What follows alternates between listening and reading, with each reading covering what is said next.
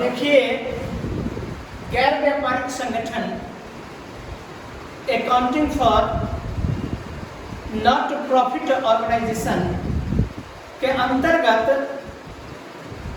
हम अकाउंटिंग जो करते हैं, सबसे पहले तो बात ये आती है कि हम गैर व्यापारिक संगठन किसे कहते हैं।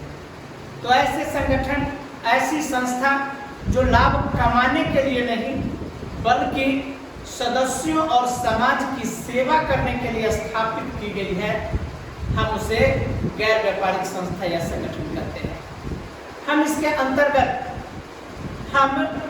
अंतर्गत जैसे शैक्षणिक संस्थान हो गया, क्लब हो गया, या तमाम प्रकार के प्रोफेशनल जो संस्था है या प्रोफेशनल जो व्यक्ति है, इन तमाम लोगों का जो लेखा होता है, हम गैर व्यापारिक संस्था accounting for not profit organisation के अंतर्गत करते हैं।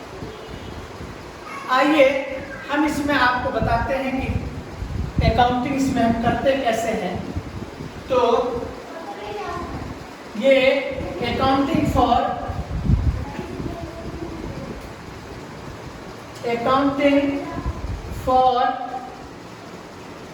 नॉट प्रॉफिट ऑर्गेनाइजेशन,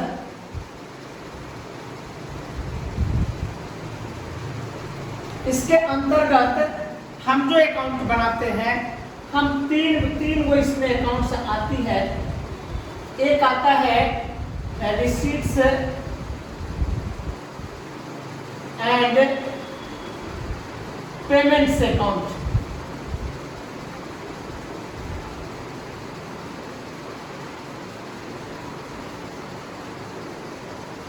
दूसरा आता है इनकम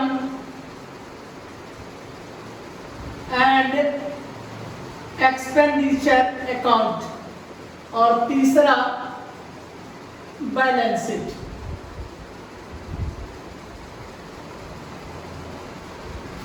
ये तीन प्रकार से होते हैं। हम बारी बारी से हम इसके वर्णन करेंगे कि हम रिसीट्स एंड पेमेंट्स अकाउंट, हम इनकम एंड एक्सपेंडिचर अकाउंट और फिर बैलेंस शीट हम कैसे तैयार करेंगे। तो हम इसके अंतर्गत रिसीट्स एंड पेमेंट्स अकाउंट जो है, हम इस रिसीट्स एंड पेमेंट्स अकाउंट के दो भाग होते हैं। एक तरफ ये रिसीट्स होती है, फिर अमाउंट, पेमेंट्स, अमाउंट, ये आप बनाते हैं रिसीट्स एंड पेमेंट्स अकाउंट।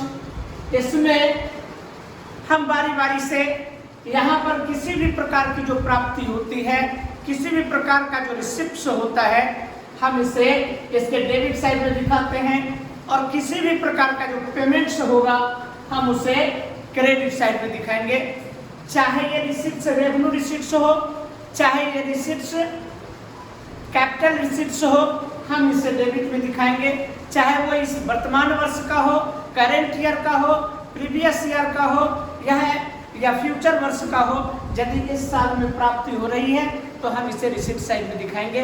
जैसे सब्सक्रिप्शन,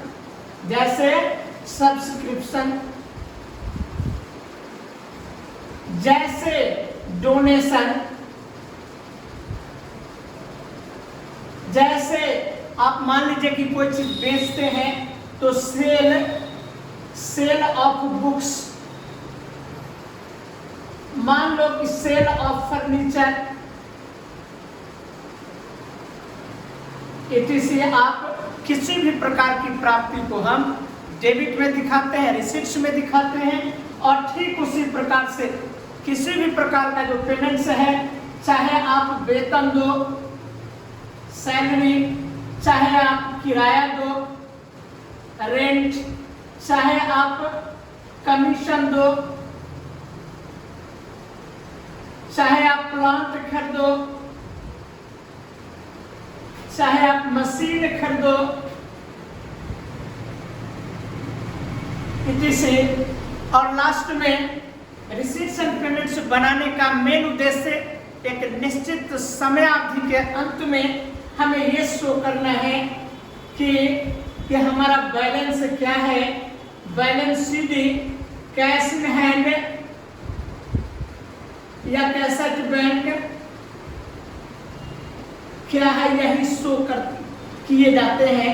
ये आपका रिसीट्स एंड पेमेंट्स अकाउंट है। यही लास्ट वाला जो बैलेंस है अगले साल में टू बैलेंस बीडी के रूप में हम दिखाते हैं।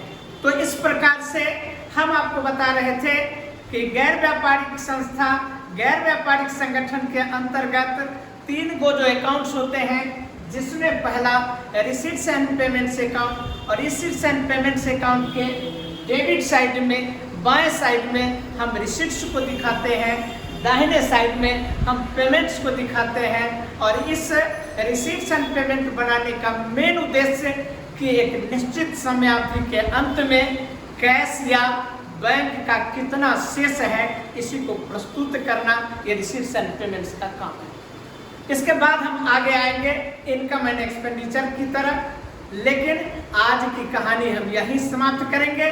आपसे निवेदन है कि आप एग्जाम्पल 1, 2 देखेंगे, 1A, 1B, 1C और question 1A, 1B, 1C, 1D और क्वेश्चन नंबर 2।